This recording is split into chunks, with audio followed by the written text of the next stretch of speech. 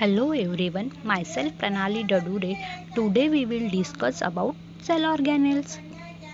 Now there is the six types of cell organelles: nucleus, ribosomes, endoplasmic reticulum, Golgi apparatus, mitochondria and the chloroplast. So we will discuss about today mitochondria.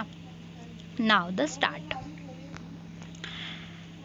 It is the all about the structure of mitochondria. अगर एक mitochondria रहा तो हम उसे mitochondrion कहेंगे and बहुत सारे अगर माइटोकॉन्ड्रिया है तो हम इसे माइटोकॉन्ड्रिया कहेंगे। एक रहा तो mitochondria. Now the start. Mitochondria का जो डायामीटर होता है वो 0.5 to 10 में रहता है। Mitochondria covered with two membrane. Mitochondria covered होता है टू मेम्ब्रेन से, outer membrane and inner membrane. Outer membrane is porous. वो कैसे? It is the outer membrane and this is the छोटे छोटे pores, like this structure of mitochondria.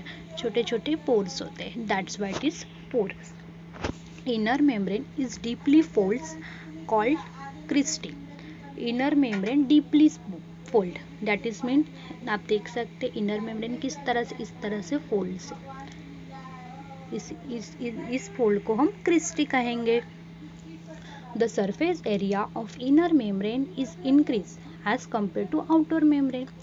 That's mean inner membrane का जो structure होता है is the presence of cristae. उसमें cristae present होते हैं, that is mean folds.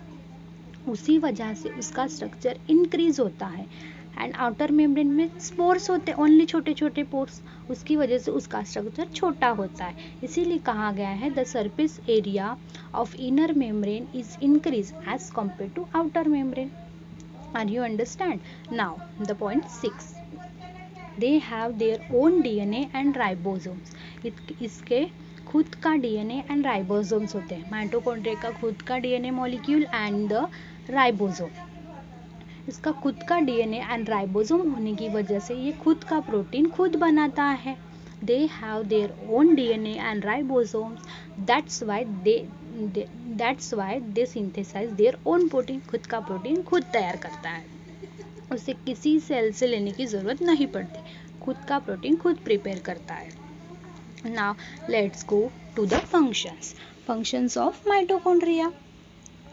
Now this is the four functions of mitochondria. This is the four functions are very important functions in a mitochondria. They do cellular respiration. How? वो कैसे cellular respiration करता है तो देखते. Mitochondria का structure. Now this is the structure of mitochondria. Mitochondria के अंदर होता है food, that is the food molecules. Mitochondria के अंदर होता है फूड, तो उस फूड को ऑक्सीडाइज करने के लिए उसे ऑक्सीजन चाहिए.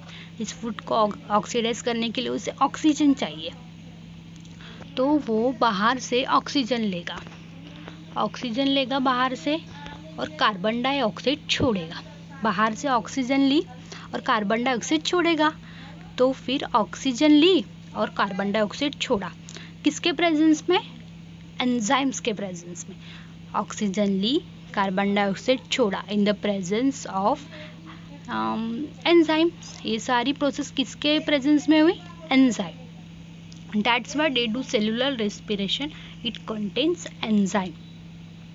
फिर से एक बार रिपीट दिस टॉपिक. माइक्रोकॉन्ड्रिया के अंदर होता है फूड, उस फूड को ऑक्सीडाइज करने के लिए उसे ऑक्सीजन की ज़रूरत है, तो वो बाहर से ऑक्सीजन लेगा, कार्बन डाइऑक्साइड छोड़ेगा. उसके बाद होगी सेलुलर की रेस्पिरेशन की प्रोसेस. ऑक्सीजन ली, कार्बन डाइऑक्साइड छोड़ा. This is the all about the process of cellular respiration. Now ये सारी प्रोसेस किसके प्रेजेंस में हुई? एंजाइम्स के प्रेजेंस में. एंजाइम्स के प्रेजेंस में सेलुलर रेस्पिरेशन की प्रोसेस हुई. This is the all over the process of cellular respiration. In this process continue with presence of enzyme. That's why it's contain enzyme.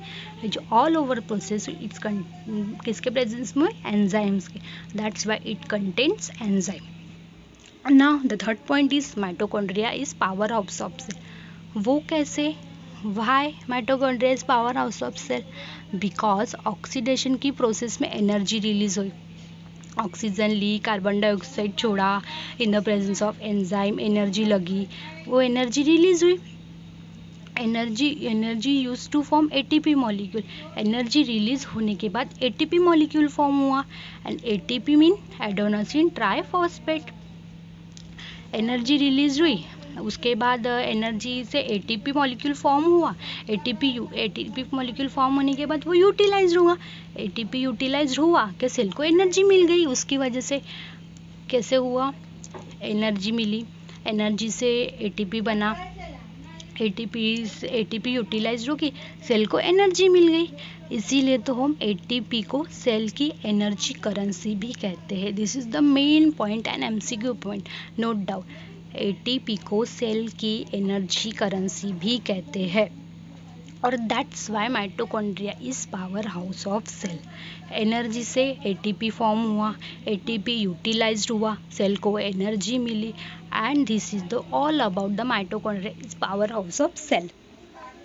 Energy मिलने के बाद कैसे हो गया? सेल को एनर्जी मिल गई, उसकी वजह से माइटोकॉन्ड्रिया को पावर हाउस ऑफ सेल कहेंगे। नाउ द 3 पॉइंट डिस्कस हो गया, and last one is 4th point. Energy is required for mechanical work and making chemical. Energy release हुई, एनर्जी इज रिक्वायर्ड, वो एनर्जी लगेगी chemical works and the making chemicals बनाने। Are you understand? Now the thank you everyone. Are you understand what I am saying in a mitochondria? All about the structure of mitochondria. It is the functions of mitochondria. It is the all about the mitochondria features and the structure. How to make a outer how to call the outer membrane, inner membrane, cristae, matrix and intermembrane space, बीच की जो space होती है हम उसे inter membrane space कहते हैं। Now all about the process of mitochondria. Now the thank you everyone.